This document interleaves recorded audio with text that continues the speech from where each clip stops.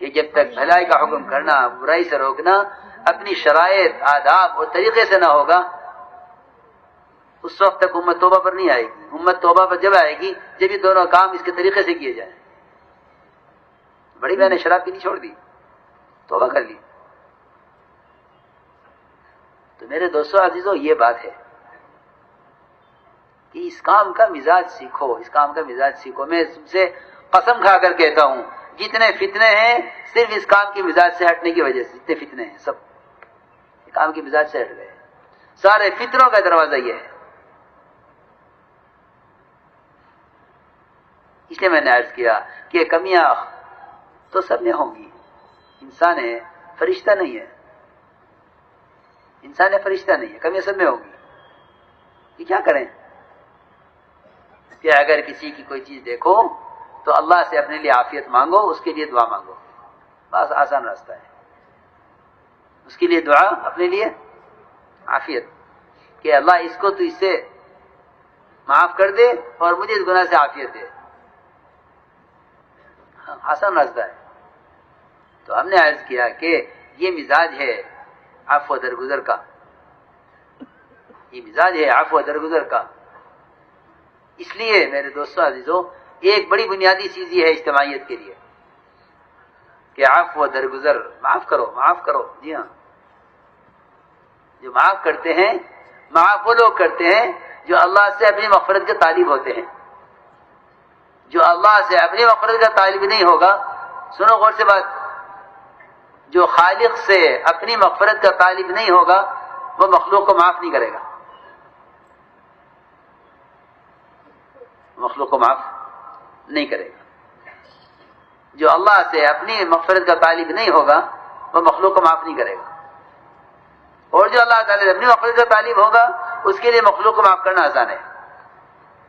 ہاں، اس لیے فرمایا فاعفوا واصفحوا، کہ معاف کر دو، درگزر کر دو۔ الا تحبون یغفر اللہ لکم، کیا تم نہیں چاہتے کہ اللہ تمہیں معاف کر دے؟ اس سے معلوم ہو گیا کہ تم اگر خالق سے مغفرت چاہتے ہو تو مخلوق کو معاف کرو، یہ حکم ہے، درگزر کرو، معاف کرو۔ حضور اکرم صلی اللہ علیہ وسلم کتنا معاف کرتے تھے، اللہ اکبر، کتنا معاف کرتے تھے۔ ایک صحابی نے پوچھا میں اپنے غلام سے ایک دن میں کتنی مرتبہ درگزر کروں؟ فرمایا 100 بار۔ کس سے؟ کس سے؟ غلام، جی ہاں، جو تمہارے ہاتھ تلے ہے، 100 بار معاف کرو۔ ہاں، تو یہ ہے مزاج۔ غلطیاں ہوں گی، ہوئی ہیں۔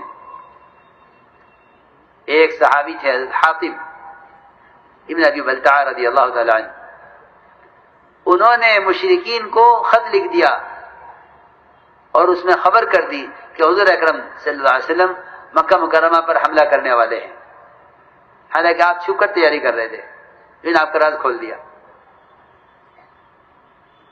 آپ کو وحی سے معلوم ہو گیا کہ فلاں عورت خط لے کر مکہ مکرمہ جا رہی ہے۔ آپ نے عثمان سے فرمایا کہ جاؤ تیز گھوڑے پر سوار ہو کر اور فلاں مقام پر تمہیں عورت ملے گی، اس سے خط لے آؤ۔ بھلے آیا خط، وہ عورت مکے کے راستے میں ہی تھی، وہ خط آ گیا۔ آپ نے خط کھولا، حضرت حاتب کی طرف سے، مشرکین مکہ کے نام۔ فرمایا کہ حاتب کیا کیا تم نے؟ عرض کیا کہ میں نے اسلام کی مخالفت میں یہ کام نہیں کیا، میرے بچے وہاں ہیں، میں نے مشرکین پر احسان کیا ہے تاکہ میرے بچوں کی حفاظت کر لیں۔ یہ بات یہ انہوں نے مجبوری بتائی اپنی۔ حضرت عمر نے کہا کہ مجھے اجازت دیجیے میں اسے قتل کر دوں۔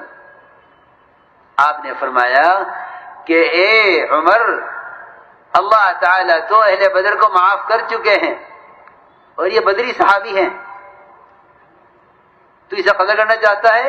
اور اللہ فرما رہے ہیں اہل بدر اعملوا ما شئتم قد غفرت لكم، جو چاہو کرو، اللہ تمہیں معاف کر چکے، جو چاہو کرو۔ جی ہاں، اس سے یہ اصول ملا ہے، اس سے یہ اصول ملا ہے، سنو غور سے، کہ اس سے یہ اصول ملا ہے ہمیں کہ اگر کام کرنے والوں سے غلطی ہوں تو ان کی قربانیوں کو یاد کرو، غلطیوں کو نہیں، قربانیوں کو یاد کرو. ہاں، غلطیوں کو نظر انداز کرو، قربانی یاد کرو. ان کی کیا قربانیاں ہیں. ہاں. یہ نہیں کسی کو اس کی غلطی کی وجہ سے پیچھے کر دو، ایسا نہیں ہے. بلکہ ان کی قربانیاں یاد کرو. تو قربانیاں یاد کرو گے تو غلطی کرنے والوں کی بھی قدر ہوگی، اور قربانی یاد نہیں کرو گے تو ایسی اسی کی غلطی ہوگی، اس کو ضائع کر دو گے. اس لیے صحابہ کے مزاج یہ تھا کہ وہ ساتھیوں کو لے کر چلتے تھے. جی ہاں، لے کر. یہ بہت بڑا مجاہدہ ہے. یہ ساتھیوں کو لے کر چلو. ان سے نہیں ملتی، ان سے ملتی ہے، ان سے نہیں ملتی، ان سے ملتی ہے، یہ کوئی چیز نہیں ہے. ساتھیوں کو لے کر چلو. مختلف ساتھیوں پر حالات آ جاتے ہیں، فطروں میں پھنس جاتے ہیں، مختلف رکاوٹیں پیش آ جاتی ہیں. گھریلو حالات آ گئے، علاقے والوں نے روک لیا، علاقے والوں کی طرف سے حالات آ گئے. جی ہاں، مختلف حالات آتے ہیں. تو یہ نہیں کہ ساتھیوں کو چھوڑ دو، نہیں،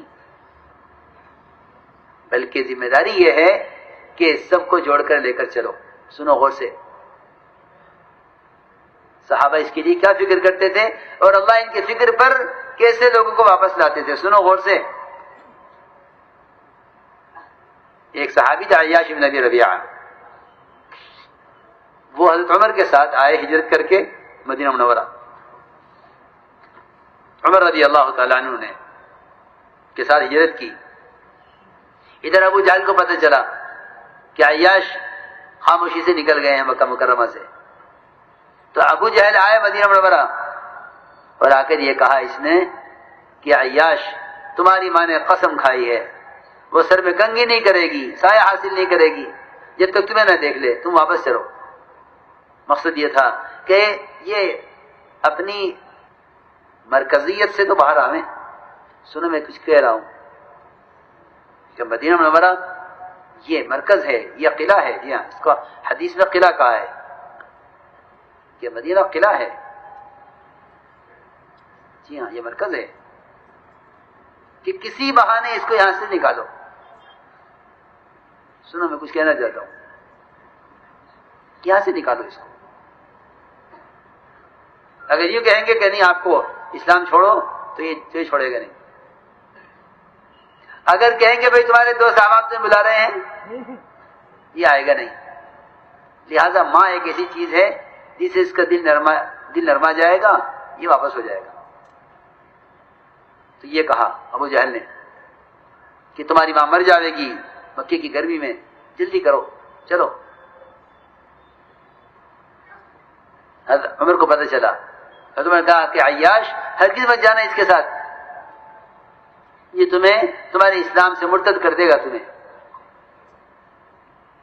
حضرت عیاش نے کہا عمر ماں کو قسم سے بری کرتا آؤں گا، وہاں میرا مال دبا ہوا وہ لیتا آؤں گا.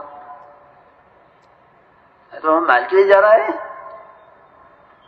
حضرت عمر نے فرمایا تیری ماں کو جو میں کاٹیں گی وہ کنگھی کر لے گی، جب گرمی سے آئے گی وہ سایہ حاصل کر لے گی، تو مت جا. اور رہا مال کہ تجھے معلوم ہے کہ میں قریش میں سب سے بڑا مالدار ہوں، قریش میں سب سے بڑا مالدار ہوں میں. حضرت عمر نے فرمایا تو میرا آدھا مال ابھی لے لے مگر تو نہ جا. یہ قربانی ہے. آدھا مال لے، آدھا مال تیرا، آدھا مال میرا.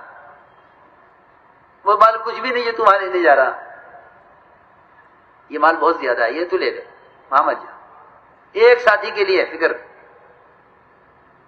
داعی میں استغنا نہیں ہونا چاہیے کہ جسے آنا ہو آؤ، جسے نہیں آنا مت آؤ، یہ بات نہیں ہے.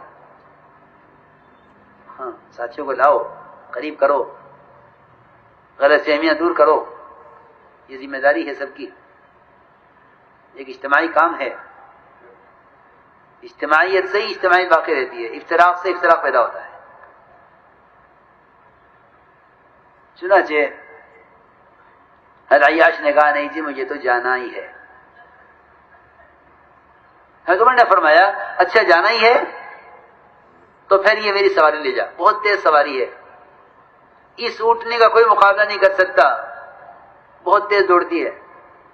اگر تیرے ساتھ برائی کا ارادہ کیا انہوں نے تو اس پہ جان بچا لینا.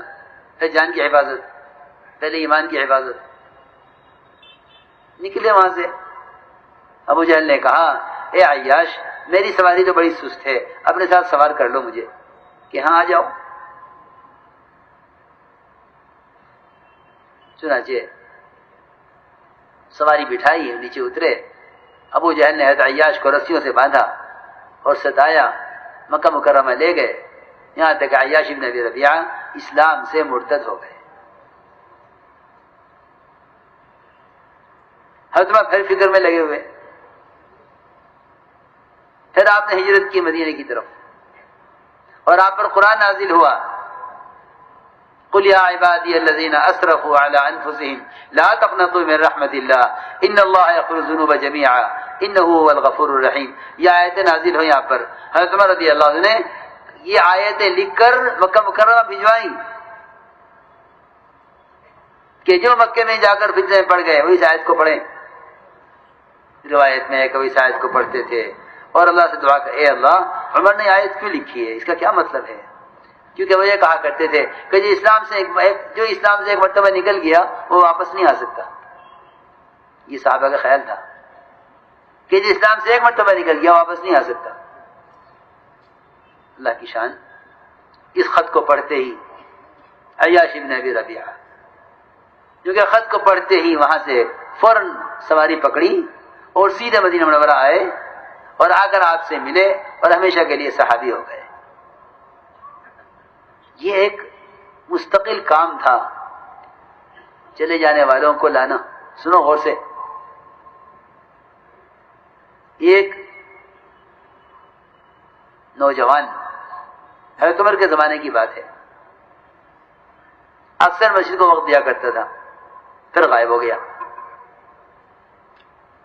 حضرت عمر نے پوچھا، بھائی وہ فلاں نوجوان کہاں ہے؟ لوگوں نے کہا نہیں، بھول جائیے اس کو، وہ اب آپ کے کام کا نہیں رہا،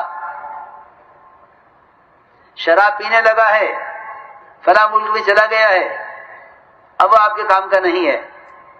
حضرت عمر نہیں، یہ بات نہیں ہے۔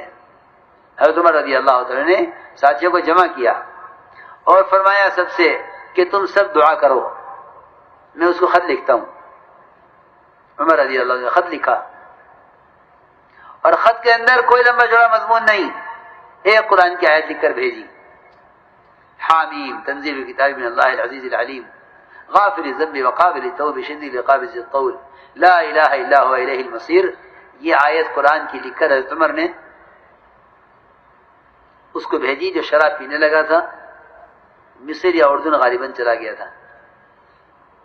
اس نے ادھر حضرت عمر نے ساتھیوں کو دعا میں لگایا، ادھر اس کو خط لکھا۔ روایت میں ہے کہ اس نے خط پڑھتے ہی شراب سے توبہ کی کہ اچھا اللہ بہت معاف کرنے والا ہے اور بڑی سخت پکڑ کرنے والا ہے اور پلٹ کر اللہ کی طرف جانا ہے۔ حالانکہ کون نہیں جانتا، لیکن حضرت عمر کی فکر اور ساتھیوں کی دعا، اس نے خط پڑھتے ہی شراب سے توبہ کی اور فوراً واپس آیا۔ میرے دوستو عزیزو، یہ ایک کام ہے کہ ساتھیوں کو لے کر چلو، ساتھیوں کو لے کر چلو اور اللہ سے دعائیں مانگو کہ اے اللہ پوری امت مسلمہ کو اس دعوت پر مجتمع کر دے، اس لیے کہ 100% صحابہ کرام، 100% صحابہ یعنی 100% مسلمان دعوت اللہ پر مجتمع تھے۔ میرے بزرگ دوستو عزیزو، اجتماعیت کیوں متاثر ہوتی ہے؟ اجتماعیت کے لیے سب سے بنیادی چیز اطاعت ہے، اطاعت اللہ کے رسول کی، اطاعت اللہ کے رسول کی۔ دیکھو بہت بنیادی بات ہے، اللہ تعالیٰ کی طرف سے بندوں کا انتخاب ہوتا ہے، وہ انتخاب ہوتا ہے اللہ کی طرف سے طبیعت کے خلاف احکام آنے پر، وہ انتخاب ہوتا ہے اللہ کی طرف سے طبیعت کے خلاف احکام آنے پر، پھر اللہ منتخب کرتے ہیں بندوں کو۔ وہ جو حکم آتے ہیں، وہ احکام آتے ہیں کبھی حیثیت کے خلاف، اللہ کے احکام ہیں کبھی حیثیت کے خلاف اور کبھی جذبے کے خلاف، اور کبھی احکام آئیں گے معمول کے خلاف۔ یہ تین چیزیں ہیں، بہت اہم سمجھنی ہے۔ حکم آئے گا اللہ کا جذبے کے خلاف، حیثیت کے خلاف، معمول کے خلاف۔ انبیاء علیہ السلام نے اور ملائکہ نے اس حکم کو پورا کر کے دکھلایا ہے۔ سب سے پہلا امتحان فرشتوں کا ہوا۔ اتنی مدت جو فرشتہ جب سے پیدا کیا گیا ہے اس وقت سے مستقل سجدے میں ہے۔ ایک فرشتے کی وہ تعداد ہے جنہیں اللہ کے سوا کوئی نہیں جانتا، جو ہر وقت رکوع میں ہے۔ ایک فرشتوں کی وہ تعداد ہے جس کی تعداد کوئی نہیں جانتا، وہ ہر وقت قیام میں ہے۔ کوئی شمار نہیں ہے فرشتوں کی تعداد کا۔ ایک مدت ہو گئی تھی عبادت کرتے کرتے، سنو غور سے بات،